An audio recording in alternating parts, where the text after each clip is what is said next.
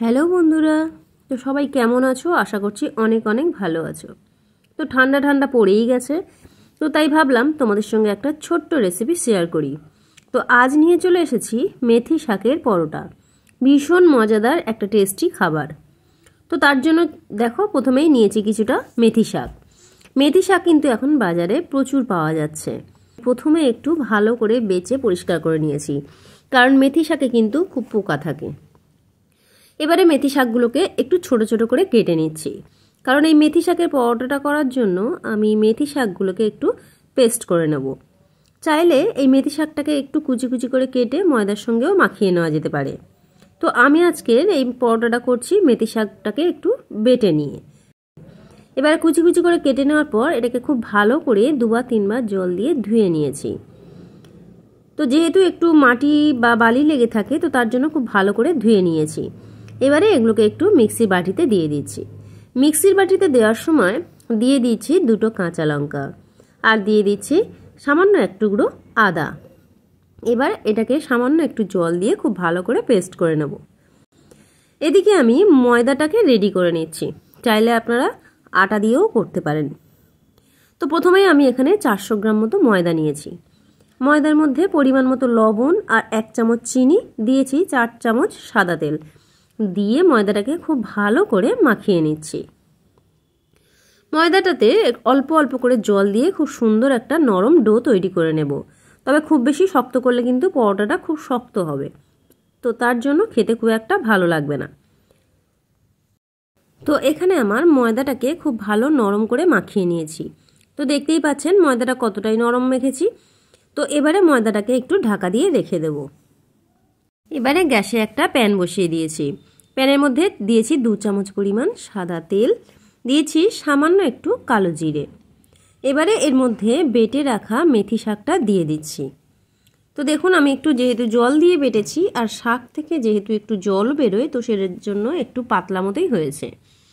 এবারে এই মেথি শাকের মধ্যে সামান্য পরিমাণ একটু লবণ, 1 চামচ পরিমাণ চিনি আর দিয়ে দিচ্ছি একটা ভাজা মশলা। এখানে আমি মৌরি, একটু জিরে, একটু শুকনো লঙ্কা, 2টো এলাচ ভালো করে একটু ভেজে গুঁড়ো করে নিয়েছিলাম। তো সেই ভাজা মশলা 1 চামচ দিয়েছি। দেওয়ার পর খুব ভালো করে মিশিয়ে নিচ্ছি। এবার এই বেটে রাখা মেথিটা খুব শুকনো করে নেব। তো মেথি পুর আমার কিন্তু একদম রেডি হয়ে গেছে। এবার এটাকে আমি একটু ঠান্ডা করে নিচ্ছি। আর এদিকে দেখুন ময়দাটাও খুব সুন্দরভাবে সেট হয়ে গেছে। এবারে আমি ময়দা থেকে ছোট ছোট করে লেচি কেটে নিচ্ছি। তবে আমি এই লেচিটা লুচির মতো করব না, একটু বড় সাইজের করব। আবার খুব বেশি বড় রুটির মতোও করছি না। আপনারা যেমন পছন্দ করবেন তেমন সাইজের করে নেবেন। এবারে যে লেচিগুলো কেটে রেখেছিলাম সেগুলোকে একটা বাটির মতো শেপ দিয়ে নিচ্ছি। আর সেই বাটির মধ্যে এই পুর যেটা করে রেখেছিলাম, মেথি পাতা যে পুরটা করে রেখেছি, সেই পুর থেকে অল্প অল্প করে পুর নিয়ে বাটির মধ্যে ভরে দিচ্ছি। যেভাবে অন্যরকম ডালের পুর বা যে কোনো রকমের পুর আমরা কচুরি করি, ঠিক সেইভাবেই এই পুরটাকে রেডি করে নিচ্ছি। আর এই পুরটা ভরে দেওয়ার পর মুখটাকে কিন্তু খুব ভালো করে বন্ধ করে দিতে হবে, না হলে কিন্তু সাইড থেকে সব বেরিয়ে যাবে। তো দেখুন, আমি এই লেচিগুলোর মধ্যে পুর ভরে সবগুলোকে রেডি করে নিচ্ছি। বন্ধুরা, যেহেতু ঠান্ডা ঠান্ডা পড়েছে, তো এই সময় ভ্যারাইটিস রান্না কিন্তু প্রায় সব বাড়িতেই হয়ে থাকবে। তো আমার এই চ্যানেলটা আপনারা প্লিজ একটু সাবস্ক্রাইব করে রাখবেন, তাহলে নিত্য নতুন অনেক কিছু রান্না আপনারা দেখতে পাবেন। তো আমি পুর ভরে নিয়েছি। এবারে সামান্য একটু আটা ছড়িয়ে, চাইলে আপনারা ময়দাও নিতে পারেন, আস্তে করে বেলে নিচ্ছি। আমি এখানে ত্রিকোণ করে বেলে নিচ্ছি, আপনারা চাইলে এটা গোল গোল করেও বেলে নিতে পারেন। তো দেখুন, আমি এটাকে একটু পরোটার শেপ দিয়ে রেডি করে নিচ্ছি।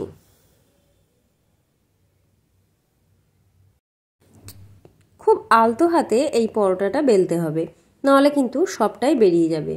তো দেখতে পাচ্ছেন আমারও কিন্তু একটু বেরিয়েই যাচ্ছে। তো শুধু আমার কেন, যেই করতে যাক তার কিন্তু এটা একটু একটু বেরিয়ে যায় সাইড থেকে। তো খুব হালকা হাতে এটাকে প্রেস করে বেলতে হয়। তো উপরে আমি একটু যেগুলো বেরিয়ে গেছে তার উপরে একটু আটা ছড়িয়ে দিয়েছি, তাতে আর কোনো অসুবিধা হবে না। তো এইভাবে আমি সবগুলোই প্রায় বেলে নিচ্ছি। এবারে আমি পরোটাগুলোকে একটু ভেজে নেব। তবে যেহেতু পরোটা করছি আমি কিন্তু পুরো ডুবো তেলে করছি না। প্রথমে আমি প্যানটা গরম হয়ে গেলে 2-3 সেকেন্ডের জন্য একটু উল্টে পাল্টে সেঁকে নিচ্ছি। এবারে ওগুলোকে প্যান থেকে নামিয়ে নিয়েছি। দেখুন একটু ভালো করে ঝেড়ে নিয়েছি। এবারে প্যানে তেল দিয়ে ওগুলোকে একটু ভালো করে ভেজে নেব। এই মেথি পরোটা একটু লাল লাল করে ভাজলে খেতে কিন্তু ভীষণ ভালো টেস্ট হয়। তো দেখুন আমি কি পরিমাণ তেল দিয়েছি, তবে খুব কম পরিমাণ তেল আমি ইউজ করেছি। তো চাইলে আপনারা ডুবো তেলেও করে নিতে পারেন। তো এইভাবে আমি উল্টে পাল্টে ভালো লাল করে ভেজে নিচ্ছি। একটা দুর্দান্ত স্বাদের এই মেথি পরোটা খেতে হয়। এই শীতভর আপনারা প্রায় একদিন হলেও করে দেখতে পারেন।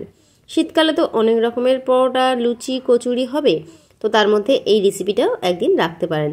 আশা করছি বাচ্চা থেকে বড় সবার খুব ভালো লাগবে। তো দেখুন আমি উল্টে পাল্টে খুব ভালো করে ভেজে নিয়েছি। আর বন্ধু যারা আমার এখনও চ্যানেলটিকে সাবস্ক্রাইব করেননি তাদের কাছে আমার অনুরোধ রইল আমার চ্যানেলটিকে একটু সাবস্ক্রাইব করে নেওয়ার জন্য।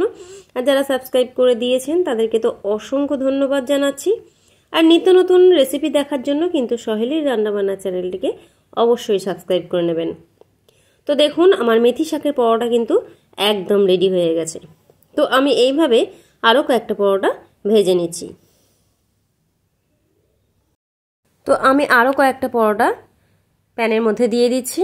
তবে আমি প্রথমে যে প্রসেসটা আপনাদের দেখালাম, প্রথমে একটু সেঁকে নেওয়ার পর চাটুটাকে একটু যদি পরিষ্কার করে নিয়ে তারপরে ভাজা হয় তাহলে কিন্তু পরোটাটা পুড়েও যাবে না, আর যে প্যানে করবেন সে প্যানটাও কিন্তু পুড়ে যাবে না।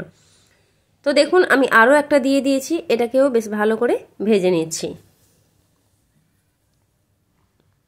তো বন্ধুরা আমার আজকের এই রেসিপি মেথি শাকের পরোটা কেমন লাগলো অবশ্যই কিন্তু কমেন্টস করে জানাবেন।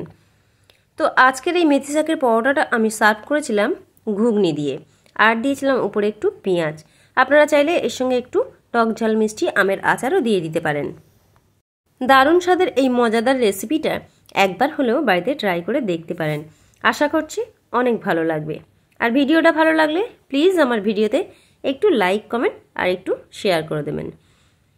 তো দেখা হচ্ছে আবারও কোনো নতুন ভিডিও নিয়ে।